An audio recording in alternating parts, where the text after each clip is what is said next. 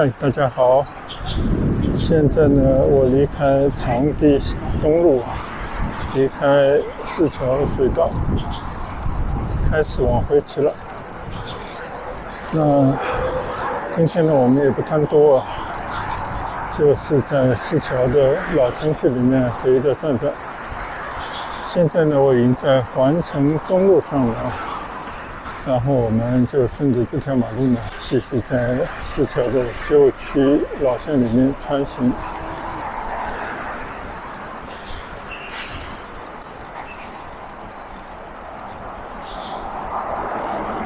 跟刚刚生活化的这种小街小巷不同的是，就这边呢，应该属于市桥这个城区里面的一些商业的街道。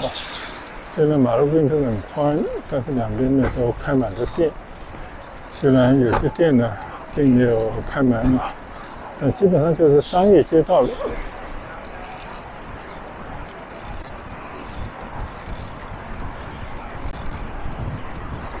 也不知道为什么，你看啊，这个街道啊，右侧这个车都停了2排呀，就有点阻碍交通啊。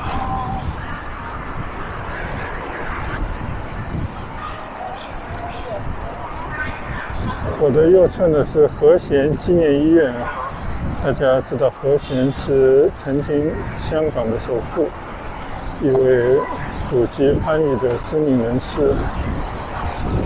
我相信这个刘根堂就是跟他们家有关的，就沙湾那个大祠堂。同时这里呢也是番禺妇幼保健院。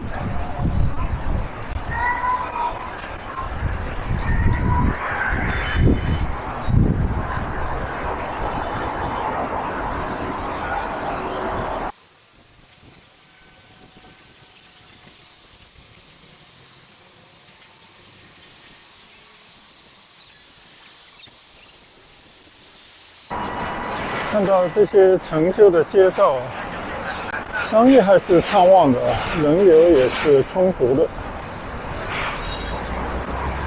只能说呢，就是这边的这些商业跟这边的居民的这种时尚还有消费的能力它还是比较一致的。所以大家追求的并不是高大上的东西而是和自己的生活能够匹配的实用的一种商业一种物品。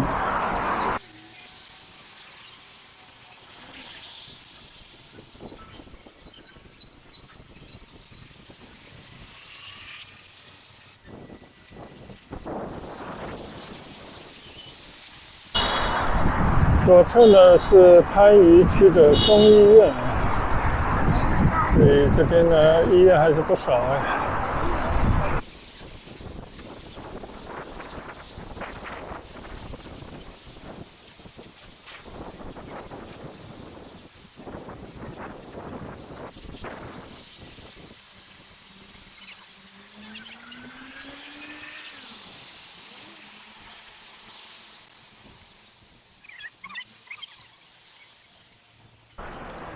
我正对着呢就是番禺市桥附近的一个公园，叫星海公园按我的理解呢，既然是公园，就不能单车驶路的。那我就到门口稍微张望一下就好。我们改日子不骑车的时候再来就这个公园看起来挺漂亮的，里面树木葱茏，很多人在这边载歌载舞搞各种活动。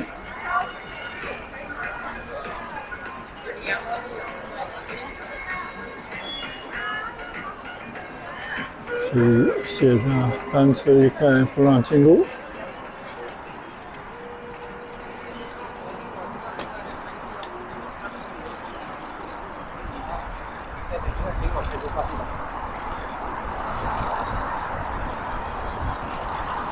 就这一片真是地都不够用的老城区，还有那么大的一片公园，我觉得有这种人民也是相当不错的一种利于老百姓的。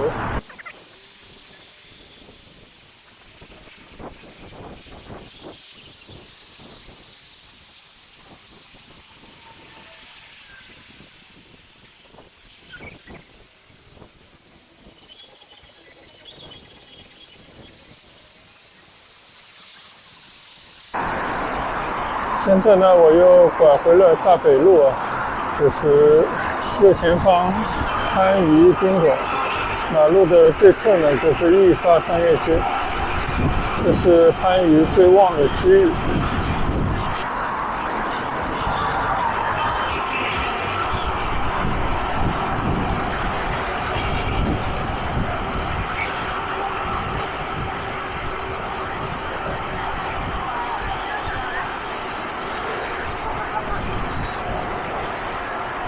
这就是番禺宾馆啊，我们只到里面稍微逛一下而已。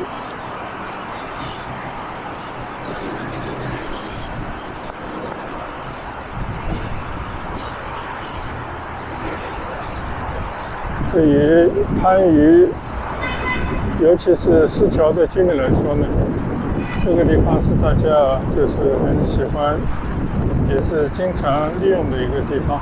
原因呢，就是它有去香港的直达的 bus。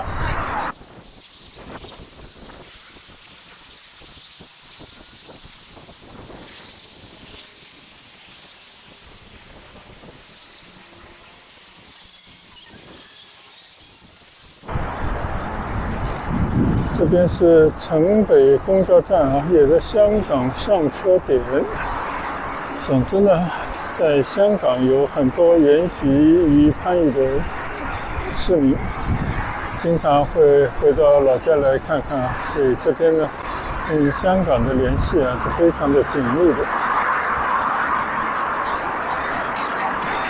我现在大北路上面掉了头，打算呢到易发商业街里面再去闲逛一下。我已经好久没有来这边了。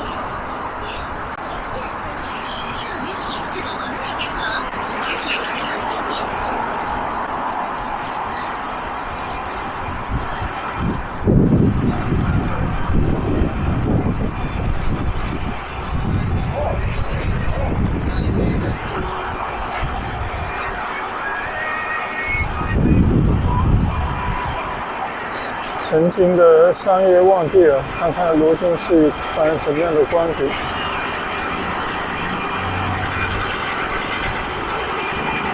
好像也在进行大的改造，有这种吵闹的声音啊，听起来让人心烦。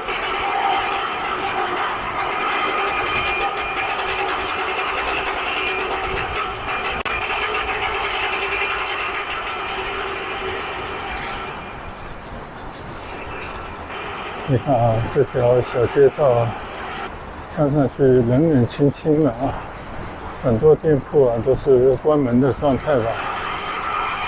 但是可以看到右侧这条主要的商业街区里面的商店，好像都已经在进行重新的改造，有听到那种钻地的声音。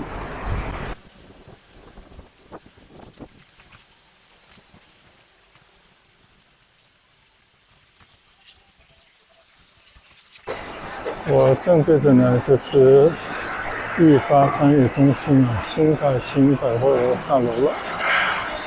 这边呢，当然也是以前我们带着孩子经常会在这边来消费的地方。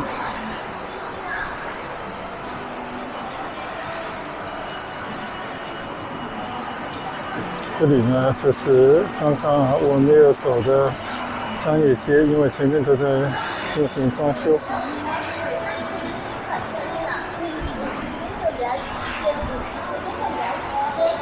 基本上还好啊，店大部分都还开着，并没有想象的那么冷清。通通只要69元，买给你抢优惠，最长最实惠，一件任挑即选，心情大不爽。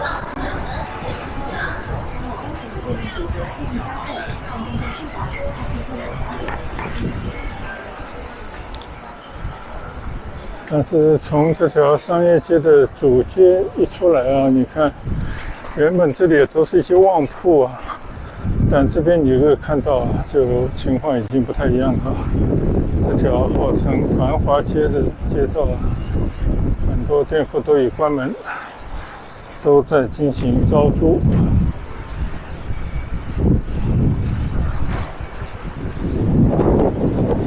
所以呢，现在都是一样啊。就作为一个省来讲，广州市呢作为省城，作为广东省最大的一个城市啊，它还是受到省内的各个地方的老百姓的向往。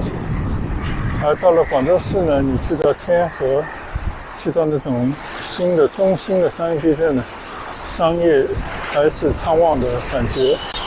但是你只要去到稍稍靠边的地方，那光景就不太一样了。当然了，每个小的地方呢都会有自己的一个中心，而以前的这种中心都是呈现的这种扩大化啊，就是不断的向外扩展的这种态势。但现在呢就是收缩，也就是说仅只有一点点的最中心的地方能够维持，而大部分的地方呢恐怕就越来越冷清了，这种感觉。这个就是现实，就这个样子。好，现在呢，我又转回到了光明路上了。我们就顺着这条光明路呢，叫光明北路啊，就慢慢的驶回甘肃。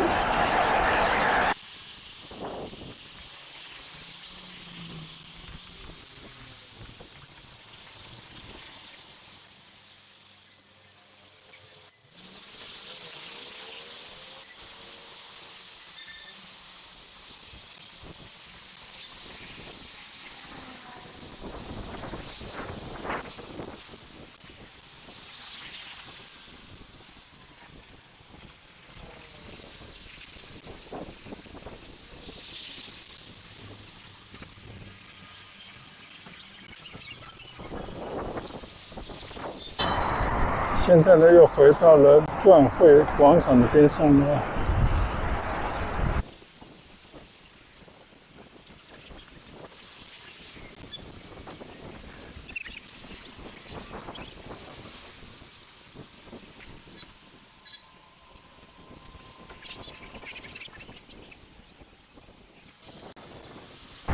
现在呢，我又回到了市桥站边上了。但我发现呢，这边啊，好像绿化带啊也重新做了一些修整，感觉变得很开阔啊，都变成了一片绿地。所以我就特地把车骑过来。现在我是推着车呢，在这个绿化带里面稍微的转一圈吧。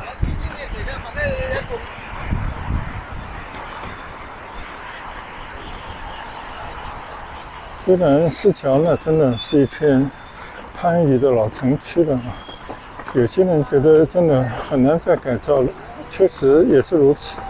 但是政府确实也尽了很大的努力，并没有放弃这边，也在不断的投入进行一些改造，尤其呢把那个像车站边上的地方啊打开，就看上去比较空旷啊，就是让人家感觉还是有眼睛一亮的这种感觉吧。所以我觉得不管怎么说，其实也是在做各种各样的努力吧。虽然它不大友好啊，就不想让大家的单车进入，做了这种障碍物，那我们也就不进去了。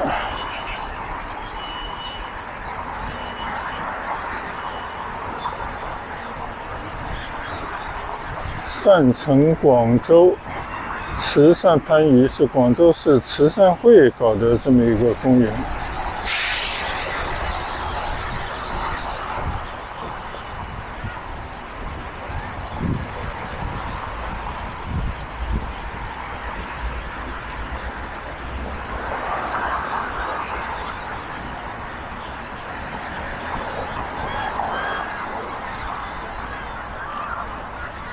写的叫余善园吧。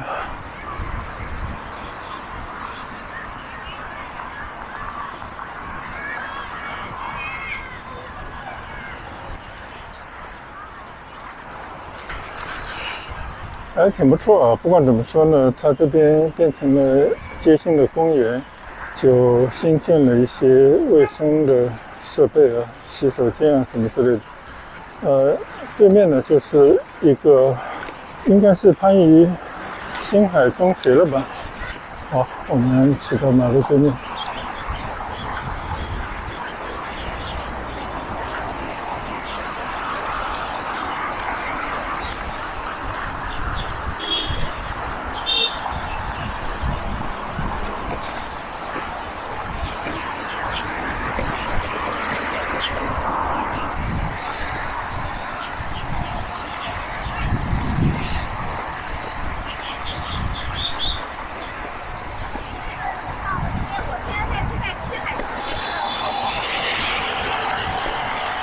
确实啊，是星海中学就在我的右侧，很大的操场啊，宽敞的校园，应该是相当不错的一个中学了。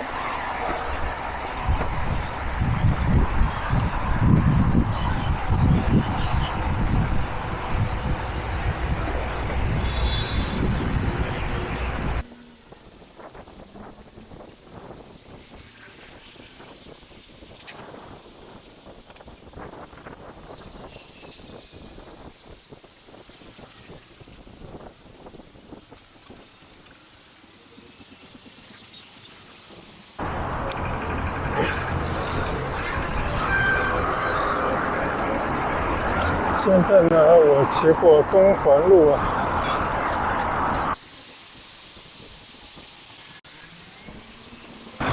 现在呢，我转入到东环路上了，因为前面呢应该有丹山河边的绿道可以走，打算到那边再到河边去走一段。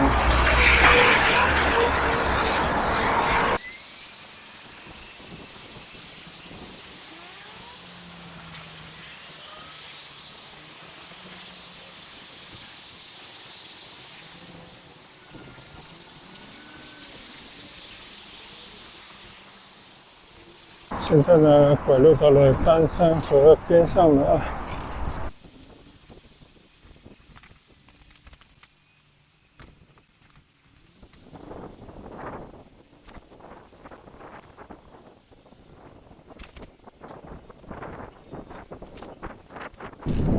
看得出来啊，这条丹山河道，我的右后侧又在进行修整了。然后我的左侧呢，这片绿地，不知道要做一些什么样的规划。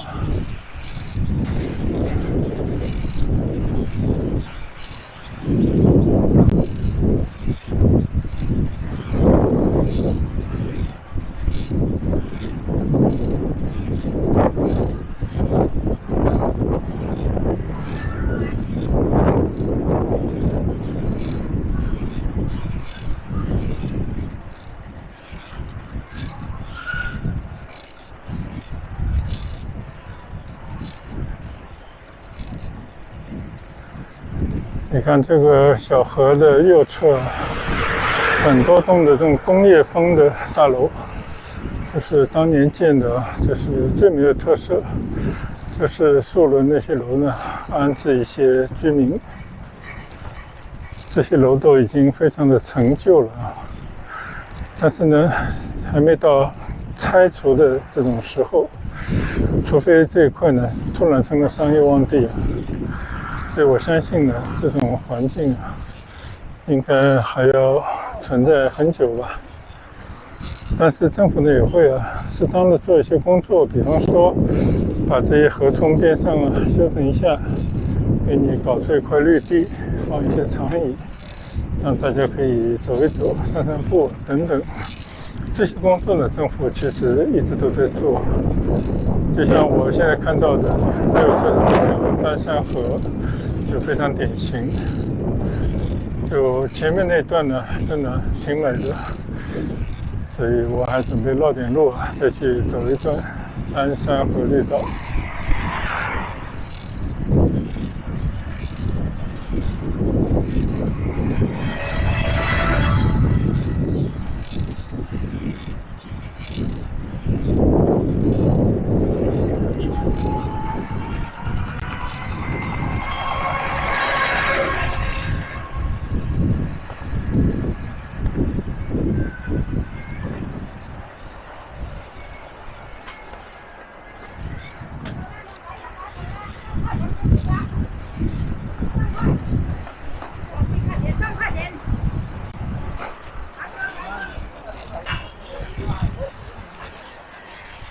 现在进入东环绿道了，看到东环绿道的绿字呢已经掉了。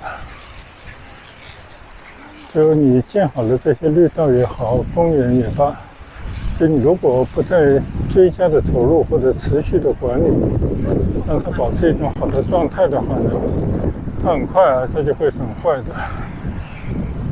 这边呢，上次就要看人家搞了一片水稻田，原来是。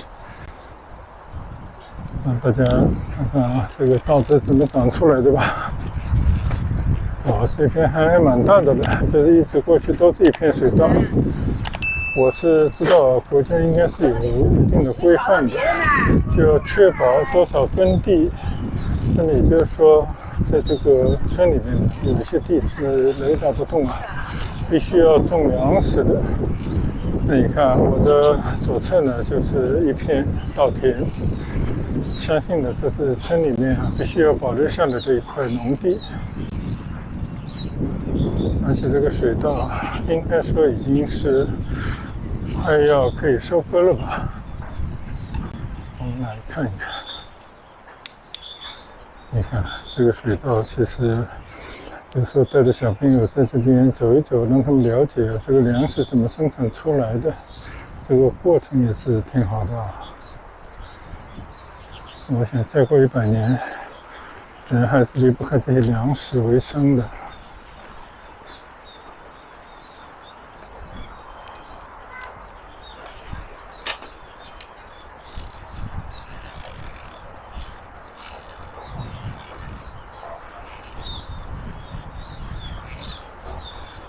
继续在这条丹山河绿道上悠闲的骑着。今天凉风习习，我直到现在都没有出过一滴汗。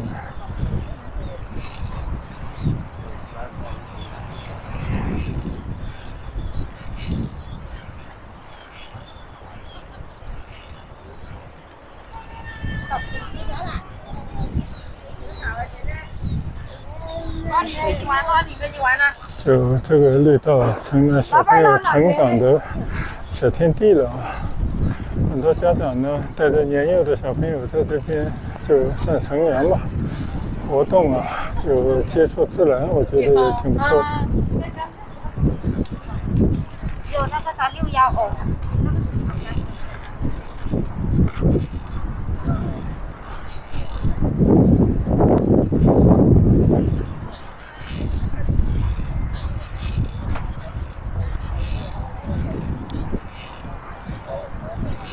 这种田园风光呢，在城市边上还是值得保留一片。当然了，我希望就是这些农民不是以这些农业为生，因为务农实在是太辛苦了。它只是作为一种副业或者一种展示，就让城里人到这边来呢有一片天地。那同时呢，这些农民呢也可以利用这样的一片地方呢，吸引更多的城里人到这边来游览休闲，包括消费。这应该就是良性互动。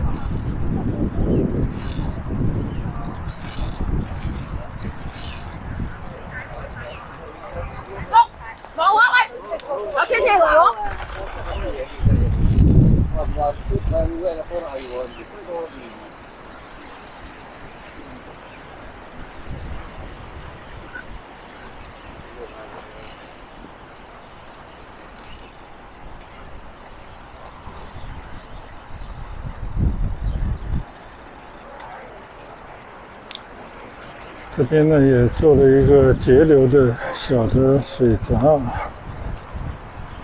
调节这个水位的。幸好我的车比较小，可以拐过来。好，我们现在再到鞍山河绿道的另外一头，再去骑一遍。这个水闸叫懒塘水闸。这个河里呢现在没什么水，它就通过这个水闸来调节这个水位啊。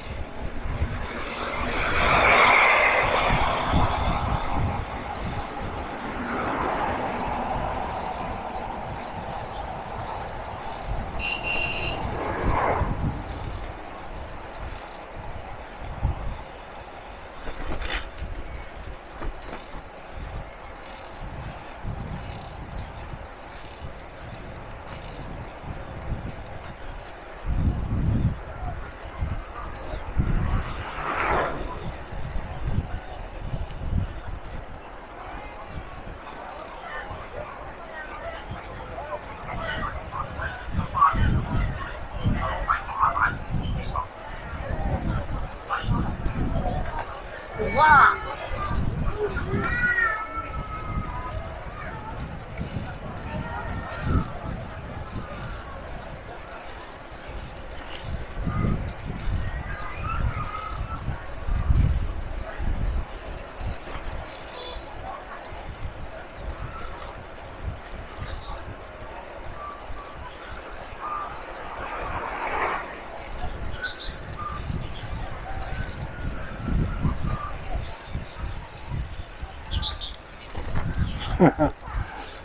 这个农场里面养了很多鸡，小朋友看着那些鸡就挺好玩的。这个小朋友不高兴了。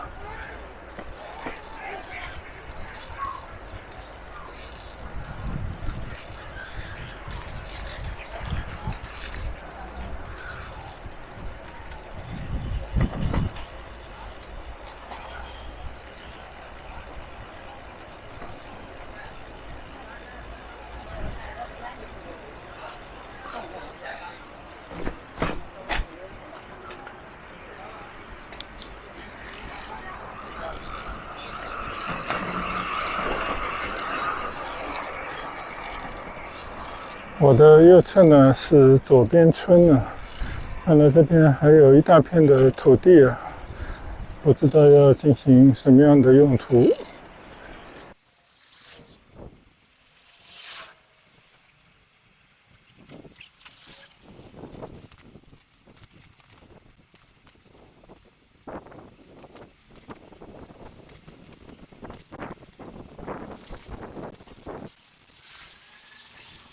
好，从左边村边上这条路骑出来，对面的就是大罗珠宝城了。那我呢就打算进到珠宝城的这条街道，应该是银尖路吧，到那边再去经过一下。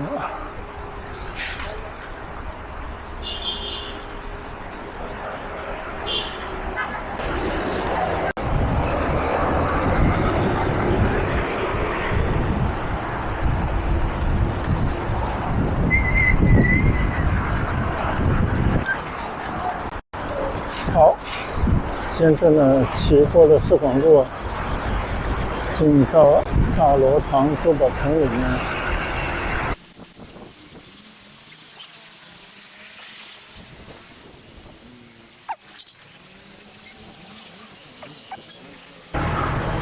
马路两旁呢，全都是这些跟珠宝相关的商店啊。其实它并不是一条马路，而是整个街区。你看这里面的这些小地方啊、小马路啊，都是各种各样的商店。虽然这个区域呢，其实就是一个城中村的感觉，但很有意思。这就是广东人的生意之道。他们在很偏僻的这种城中村里面，就会做出一个巨大的，不仅是面向全国，而且面向世界的一个这样的批发中心。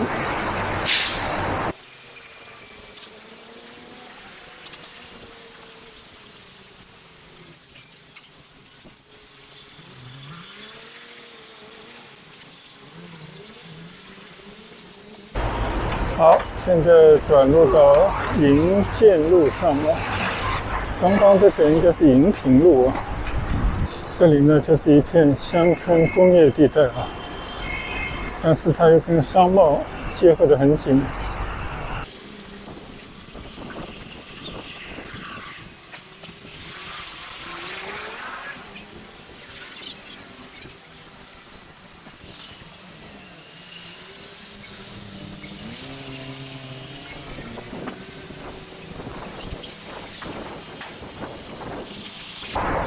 我从这边走呢，是因为前面就是铁福新村天湖区的一个侧门了，而侧门最初的这条莲花大道呢，据说最近又要有新的工程项目了，就是它要打通这个莲花大道过光明北路，连接到参与大道的东边去。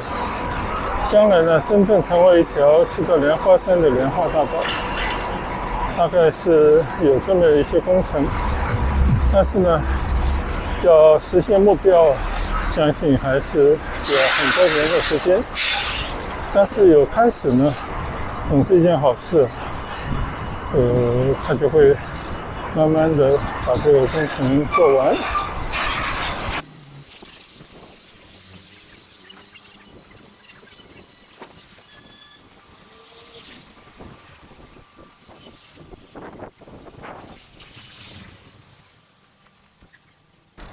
现在我面对的呢就是莲花大道啊，显然呢这边只修了一段路，虽然是打通了，但是我前面这一段呢显得就非常的狭窄，那这条路呢将来一定是会拓宽的。好，现在我从这边回村去了。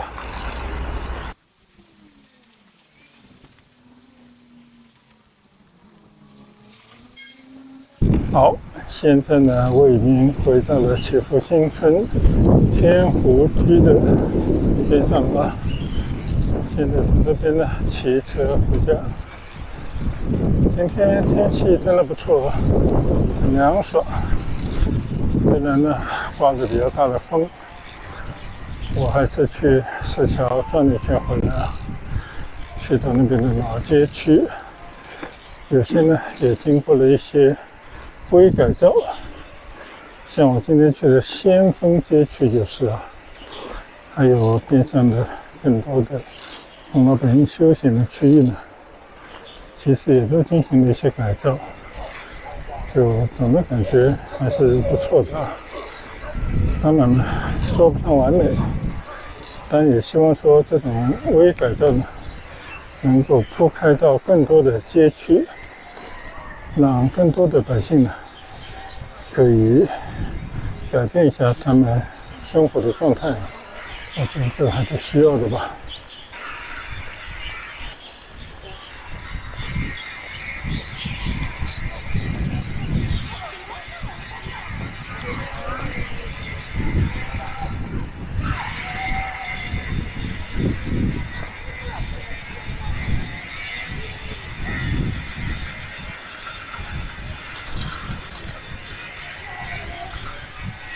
你看这些2、3岁的小朋友都在学习骑单车了。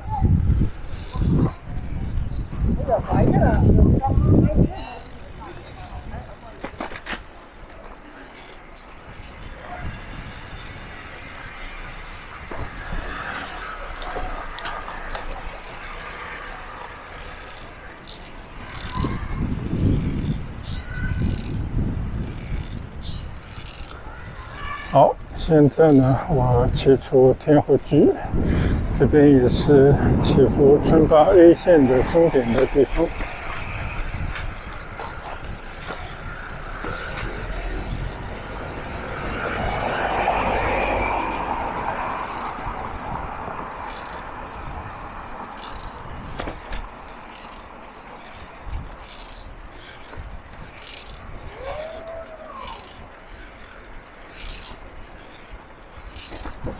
今天我出来的相对比较早，现在呢也不到11点钟吧，所以我可以在村里稍微再溜达一圈。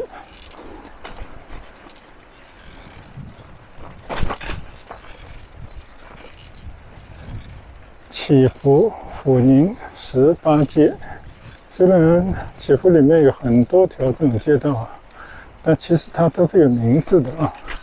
因为你邮差、快递员送货、送信的时候呢，他还是要找到这些门牌号码的。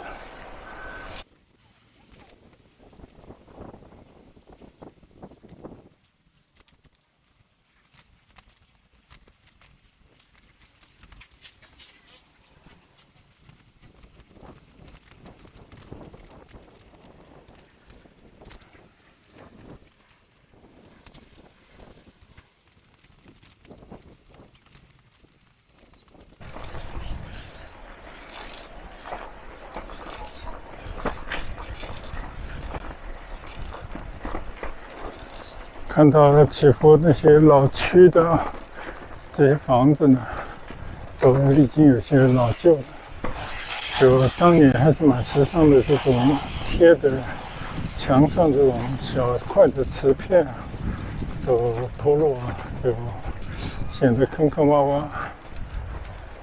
但是这条老的街道呢，因为它这是比较矮层的房子居多，所以整体上来讲，就还是能够保持当年那样的安静的状态。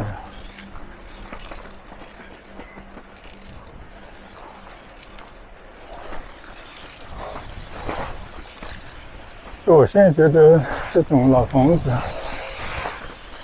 有一些人如果想要进到祈福学校，尤其是有子女在这边读书的话呢，他作为一个过渡房，就平时呢在这边可以住一下，但是到了周末呢就可以回自己家去，因为这个房子相对来讲不是很贵，比较可负担，这样呢小孩也不会很累。如果家里有老人家的呢，也可以在这边做一些陪伴啊。但是到了周末呢，就回到自己更宽敞的街里。我觉得这种方式应该也是不错的。我相信也是有很多人这么做的，因为我以前听我的小孩说，他们有些同学啊，就到了周末时候就回什么东莞、顺德，甚至还有更远的地方，就很多人家呢在那个地方他们都是有家的，但是呢平时这边也是需要有一个房子在这边小孩休息做功课，否则每天接送太过遥远，大家都不舒服。好了，我现在呢已经在19大街上了，我的左侧呢就是中里园，祈福村内非常漂亮的一处花园。今天呢我逛了10条，还是慢骑行，我就感觉特别舒适。今天出门的时候呢气温比较低，24、25度，现在呢我估计已经接近30度了吧。但是呢我已经回到了村里，还是非常自由自在，非常好的一种体验式的骑行。那多少呢，也是有益于活动身体，有益于健康，能够让自己的身心呢保持一种愉悦的状态。所以我觉得也是相当不错的一段骑行，分享给大家，希望大家会喜欢。同时呢，也要感谢大家的关注订阅，也欢迎大家呢提出更多的一些问题，或者大家有一些交流。那谢谢大家的跟随和观赏，我们下次出行再见，拜拜。